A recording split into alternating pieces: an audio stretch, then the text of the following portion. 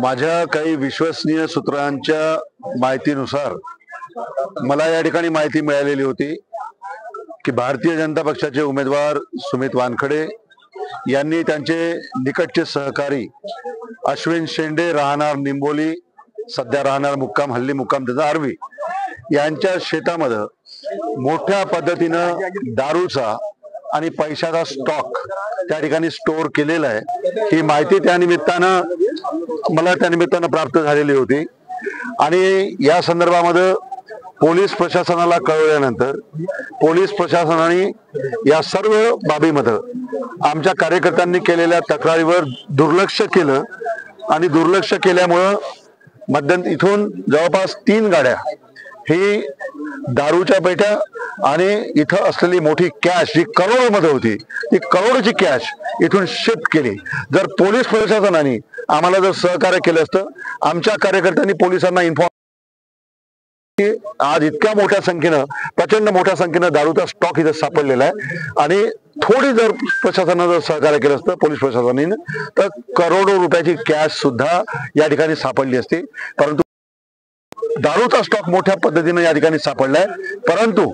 पैसा जो होता माझ्या माहितीनुसार पैसा शिफ्ट करण्यामध्ये त्यांना यश आलं आणि पूर्ण पैसा इथून त्यांनी ट्रान्सफर केलेला आहे आणि या सर्व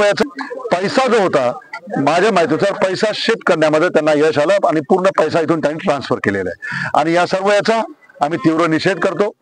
प्रशासनाच्या माध्यमातून जे दुर्लक्ष होत आहे, प्रशासन जे भारतीय जनता पक्षाच्या दबावाला बळी पडत आहे, याचा आम्ही तीव्र शब्दामध्ये या ठिकाणी निषेध करतो आणि सुमित वानखडे जे या ठिकाणी आर्वी मतदारसंघाचा चेहरा मोहरा बदलण्याची भाषा करतात आहे,